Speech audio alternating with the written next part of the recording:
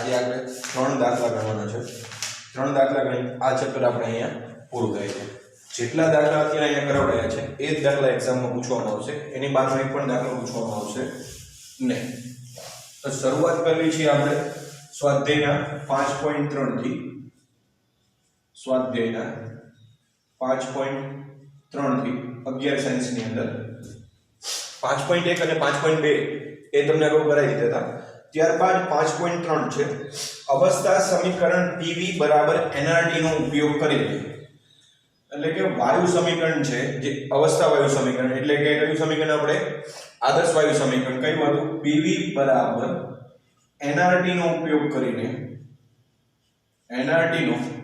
ઉપયોગ કરીને દર્શાવો કે આપેલ તાપમાને વાયુની ઘનતા તે વાયુના દબાણના સમપ્રમાણમાં છે એટલે આવું સાબિત કરવાનું વાયુની ઘનતા દબાણના સમપ્રમાણમાં છે એવું આ સૂત્ર ઉપરથી સાબિત કરવાનું છે તો આપણે ચાલો કરીએ સૂત્ર ઉપરથી સાબિત PV બરાબર આ PV બરાબર nRT હતી બરાબર સૂત્રને સરખી રીતે ગોઠવીએ છીએ આપણે nRT છેદમાં V પ્રેશર ને એમ નામ રાખવી n એટલે મોલ છે તો આપણને ખબર છે કે n બરાબર m એટલે દળ છેદમાં આણ્વીય દળ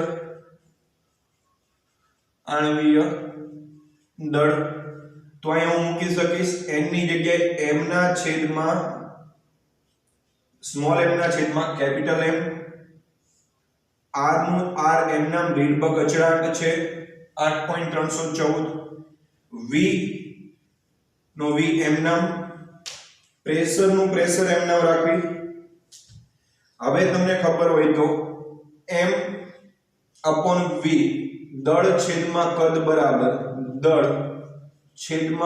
બરાબર d એટલે કે ઘનતા થાય બરાબર તો d upon v બરાબર હું d મૂકી શકીશ છેદમાં આનું r નું r m નામ t નું t m નામ અને m નું m નામ સોરી m નું m નામ મોલેક્યુલર દળનું m નામ તો આના ઉપરથી સાબિત થઈ ગયું કે ભાઈ શું કહેવાય ઘનતા છે એ દબાણના શું છે સમપ્રમાણમાં તો આપણો જવાબ ક્લિયર થઈ ગયો અહીંથી બરોબર તો 5.3 આપણે સાબિત કરી લીધું ત્યારબાદ 5.4 સ્વાધ્યાય તમને એવું કહે છે કે 0 અંશ સેલ્સિયસ તાપમાને વાયુનું એક ઓક્સાઇડની ઘનતા વાયુના એક ઓક્સાઇડની ઘનતા એટલે કે d ઓક્સાઇડની ઘનતા ઓક્સાઇડની ડેન્સિટી છે બરોબર એ ઓક્સાઇડની ઘનતા 2 બાર દબાણે આ જે ઘનતા છે એ 2 બાર દબાણે પ્રેશર આપેલું છે PA 2 બાર દબાણે છે તે 5 બાર દબાણે રહેલા 5 બાર PB 5 બાર દબાણે રહેલા ડાયનાઇટ્રોજન જેટલી છે એટલે ડાયનાઇટ્રોજનની ડેન્સિટી પણ શું છે આ જે ઓક્સાઇડની જે ઘનતા હતી એ જ એની શું છે ડાયનાઇટ્રોજનની પણ ઘનતા છે પણ કેટલા દબાણે 2 બાર દબાણે એટલે કે ઓક્સાઇડની ઘનતા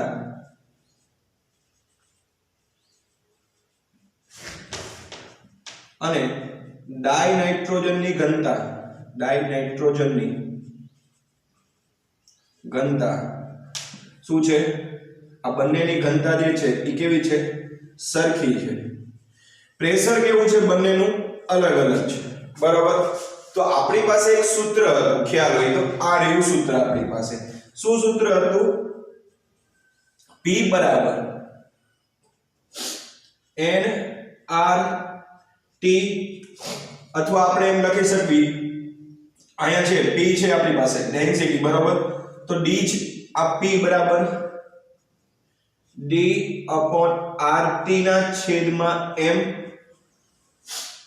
ઘનતાને હું સૂત્રનો કરતા બનાવીશ કારણ કે ઘનતા બંનેની કેવી છે સરખી છે તો ઘનતાને જેવો સૂત્રનો કરતા બનાવીશ તો P/m મોલેક્યુલર દળ છેદમાં RT સૂત્ર આપણે આગળ વાંચીશું કે છે પ્રશ્ન 2 બાર તમારે ડાયનાઇટ્રોજન જેટલી છે તો ઓક્સાઇડનું આણ્વીય દળ શોધવાનું કીધું છે આ જે ઓક્સાઇડ છે બરોબર ઓક્સાઇડનું આણ્વીય દળ m ઓક્સાઇડનું આણ્વીય દળ આપણને શોધવાનું કીધેલું છે તો હવે એને ધ્યાન રાખો આપણી પાસે બે વાયુ છે તો બંનેનું એક વખત લઈ લીધા કારણ કે ડેન્સિટી તો બેની કેવી છે સેમ છે બરોબર r સેમ છે t પણ સેમ છે બરોબર મોલેક્યુલર વેટ સેમ નથી બરોબર એકનું આપેલું છે ને એકનું નથી આપેલું તો આ બંને વાયુ માટે જ્યારે આપણે આ સમીકરણ લગાવશું બરોબર D1 ઓક્સાઇડ માટે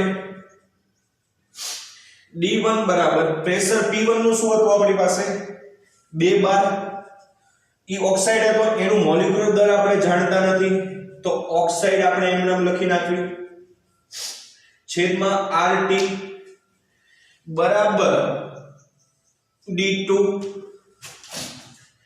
માં આપણને ઘનતા કેટલી આપેલી છે 5 બાર આપેલી છે કેટલી આપેલી છે 5 બાર બરાબર 5 બાર ગુણ્યા ડાયનાઇટ્રોજન નું આણ્વીય દળ શું થશે 28 થશે એક N નું આણ્વીય દળ 14 થાય તો N2 નું આણ્વીય દળ 28 થશે છેદમાં RT એમના RT કેન્સલ વધ્યું શું આપણી પાસે MOX 2 ગુણ્યા હવે 5 અઠ્ઠું હવે જ્યારે આની ડેન્સિટી તો બેની કેવી છે સેમ છે તો D m નામ રાખીશું આપણે બરોબર તો હવે જ્યારે 5 આને આપણે ઓલી સાઈડ લઈ જઈશું બે ને તો 28 5 140 28 5 બે ને એક વડે ભાગશું આપણે બરોબર ત્યારે શું જવાબ આવશે સમીકરણ D1 ને D2 ને D1 વડે ભાગતા બંનેની ડેન્સિટી તો કેવી છે સરખી જ છે તો એનું માટે હું D લઈ લઉં છું ખાલી તો D2 શું છે આપણી પાસે વધ્યું 5 ગુણ્યા 28 વધ્યું છેદમાં 2 હવે ખબર છે 14 ને 28 14 પંચાને 70 તો જી આ મોલેક્યુલર દળ આવ્યું હશે ઈ કેટલું હશે m ઓક્સાઇડ નું જે મોલેક્યુલર દળ આવ્યું ગુણ્યા m ઓક્સાઇડ બરોબર m ઓક્સાઇડ નું જે મોલેક્યુલર દળ આવ્યું બરોબર હવે જ્યારે ભાગશું ડેન્સિટી તો બેની સેમ જ છે m ઓક્સાઇડ ને સૂત્રનો કરતા બનાવી નાખશું તો m ઓક્સાઇડ બરાબર શું થઈ d ને આ d1 ને d છે બરોબર બંનેની ઘનતા સેમ છે તો એ માની લો કે બંનેની ઘનતા 1 છે તો 1 ને અહીંયા 1 થઈ ગયું 1 ભાગ્યા 1 એટલે જવાબ આવશે 1 ને આ બાજુ લઈ જાઓ m ઓક્સાઇડ ને સૂત્રનો કરતા બનાવી 1 ને નીચે લઈ જાઓ તો m ઓક્સાઇડ બરાબર કેટલા આવશે 70 આવશે તો આપણો આ જવાબ હતો બરોબર તો આ રીતે ખ્યાલ આપણે શોધી શકીએ છીએ આના ઉપરનો એક દાખલો આવી ગયો વાયુની ઘનતા અને દબાણ વચ્ચેના સંબંધ ઉપરનો એક દાખલો આવી ગયો બરોબર ત્યારબાદ છેલ્લે 5.5 છે જે અહીં આપણે શરૂ કરવી છે તો ધ્યાનથી જોજો એ દાખલો થોડો ડિફિકલ્ટ છે અને સહેલો પણ છે સમજવાની જરૂર છે ખાલી 5.5 એક આદર્શ વાયુ A ના 1 ગ્રામનું દબાણ દળ આપી દીધેલું છે 1 ગ્રામનું દબાણ 5.5 વેઇટ આપી દીધું છે કે દળ આપેલું છે PA બરાબર mm દળ કેટલું આપેલું છે 1 ગ્રામ નું દબાણ 1 ગ્રામ નું દબાણ 27 ડિગ્રી અંશ સેલ્સિયસ છે TA 27 અંશ ડિગ્રી સેલ્સિયસ વત્તા 273 27 વત્તા 273 0101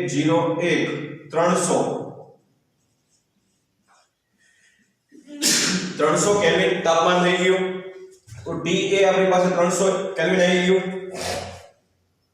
27 ડિગ્રી સેલ્સિયસ તાપમાને 2 બાર જણાવ્યું છે તો PA આપણી પાસે શું થઈ ગયું 2 બાર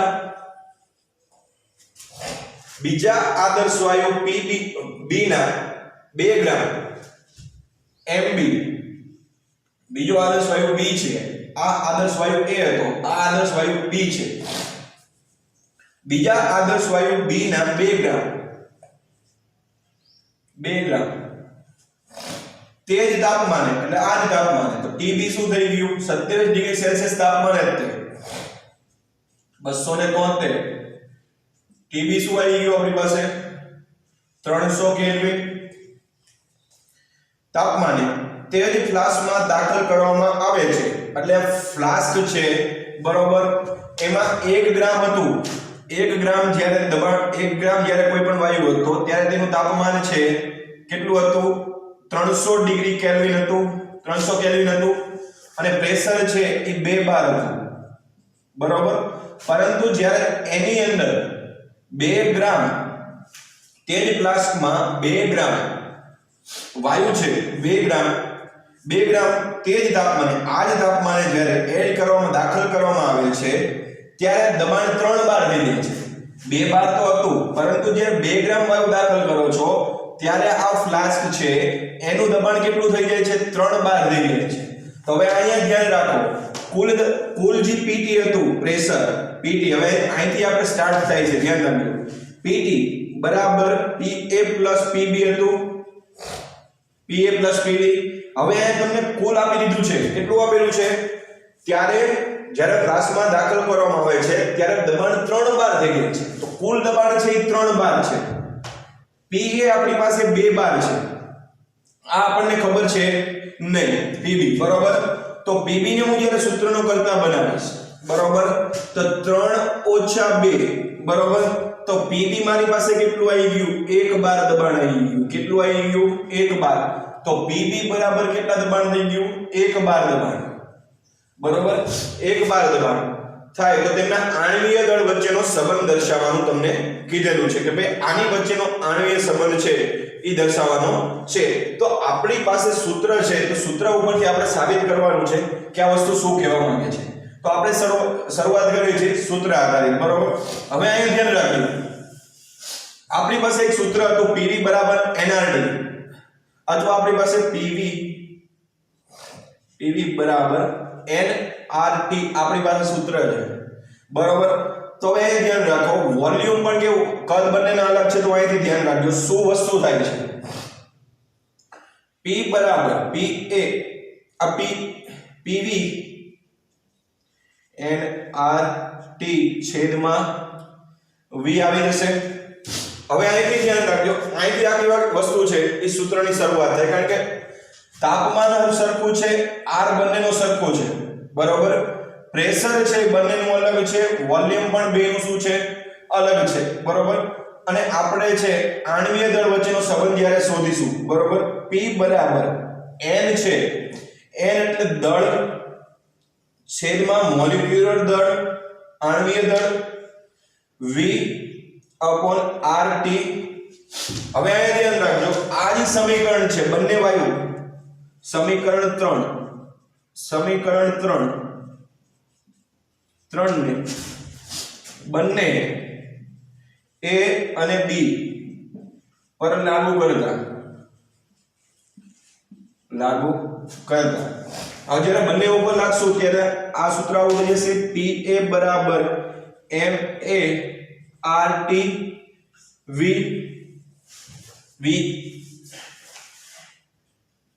MA, અહીંયા શું થઈ જશે V બરાબર V બરાબર PB બરાબર MB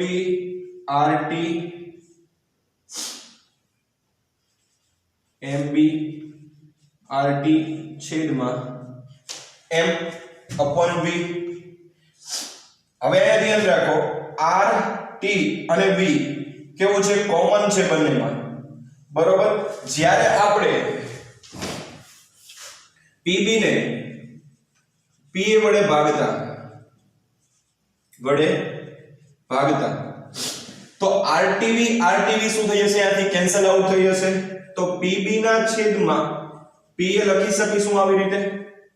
તો જ્યારે લખીશ PB ના છેદમાં PA, તો PB માં મારે બાકી શું રહ્યું? MB બાકી રહ્યું છેદમાં MA બાકી રહ્યું બરાબર, છેદમાં PA શું છે મારી પાસે? MA છેદમાં MA બરાબર. આ ઉપર જતું રહેશે તો સૂત્ર છે કઈ રીતે થઈ જશે? સૂત્ર છે એ કઈ રીતે થઈ જશે? આવી રીતે કઈ થઈ જશે? PB into PA બરાબર PB બરાબર, તો અહીંયા શું થઈ જશે? PB બરાબર PA બરાબર શું થઈ જશે? MA છે છેદનો છેદ ઉપર જતો રહેશે એટલે MA છેદમાં, હવે ધ્યાન રાખજો શું વસ્તુ થશે? આ ઉપર જતો, આ તો એમના ઉપર ને ઉપર ગુણ્યા, સોરી યાર અહીંયા MA નહીં આવે, MB અને MA. MA ઉપર જતું રહેશે કેપિટલ M, MB વળી યાર શું થાય છે? MB અને અહીંયા MA થઈ જશે બરોબર. નીચે શું વધ્યું છે આપણી પાસે? હવે MB ગુણ્યા MB વધ્યું છે આપણી પાસે, MA વધ્યું છે MA. તો આપણી પાસે કઈ કઈ વસ્તુ આપણને આપેલી છે? પ્રેશર આપેલું છે. અહીંયા ધ્યાન રાખજો, PB આપણને કેટલું આપેલું છે? 1 બાર આપેલું છે. આ બીજું આપણને શું આપેલું છે? 2 બાર આપેલું છે. ત્યારબાદ MB આપણને શું આપેલું છે? અહીંયા ધ્યાન રાખો, MB 2 ગ્રામ આપેલું છે.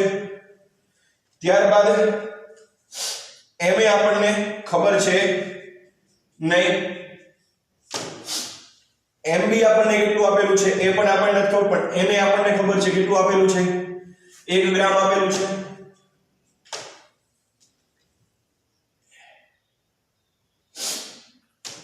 MB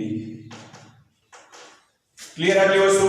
તો હવે જ્યારે આપણે છે એમનો મોલિક્યુલર દળનો સૂત્ર શોધીશું બરોબર, ક્રોસ ગુણાકાર કરીશું તો આનો જવાબ છે આપણી પાસે કંઈક આવો આવશે, MA into MB, MA into MB બરાબર 1/4. અને છે ઓલી બાજુ લઈ જાઓ એટલે 1/4 એટલે કે મોલિક્યુલર દળનો જે રેશિયો છે MA 1 અને MB કેટલું આવશે? 4 આવશે. હજુ નો ખબર પડી હોય તો અહીંયા ધ્યાન રાખજો, આ સમીકરણ છે, આ સમીકરણ આપણે લઈ લીધું તો સમીકરણ નું PA PB નું સરખાઈ નાખ્યું. ત્યારબાદ RTV કેન્સલ આઉટ થઈ જશે કારણ કે કેવા છે? સરખું તાપમાન છે, અચળાંક પણ સરખું હશે, કદ પણ સરખું છે બંનેનું બરોબર, એક જ કન્ટેનરમાં છે. તો PB ને PA વડે જ્યારે ભાગશો બરોબર તો મોલિક્યુલર PB છે તો PB બરાબર આપણી પાસે વધ્યું શું? MA MB એટલે કે દળ, B વાયુનું દળ છેદમાં એનું મોલિક્યુલર દળ MB બરોબર વધ્યું. અને અહીંયા શું વધ્યું? PA માં દળ છેદમાં મોલિક્યુલર દળ. તો PB અને PA વડે ભાગતા તો અહીંયાથી વધ્યું અહીંયા મૂકી દીધું અને અહીંયા PA માટે જે વધ્યું અહીંયા PA માટે મૂકી દો. છેદનો છેદ અંશ ઉપર કરીને લઈ લ્યો, PB ના છેદમાં PA બરાબર MB ના છેદમાં આ જે સૂત્ર આવ્યું તો MB જે છે આ જે છે છેદનો છેદ ક્યાં જતો રહેશે? ઉપર, અંશનો છેદ છેદમાં, તો MB જે છે PB નું ઈ તો નીચે આવી ગયું. ત્યારબાદ શું છે બીજું નીચે? MA પણ નીચે છે દળ અને આ જે છે એ ઉપર જતું રહેશે. તો આ રીતે શું થઈ ગયું? તો આપણને આની કિંમતો બધાની ખબર છે. શું કિંમત છે? MB ની, PB ની શું છે? 1, PB ની 1 અને PA ની કેટલી છે? 2. MB નું દળ કેટલું આપ્યું છે? 2 ગ્રામ. MA નું દળ કેટલું આપેલું છે? 1 ગ્રામ. બે માંથી એકનો પણ મોલિક્યુલર વેઇટ આપણે જાણતા નથી તો MA ના છેદમાં MB.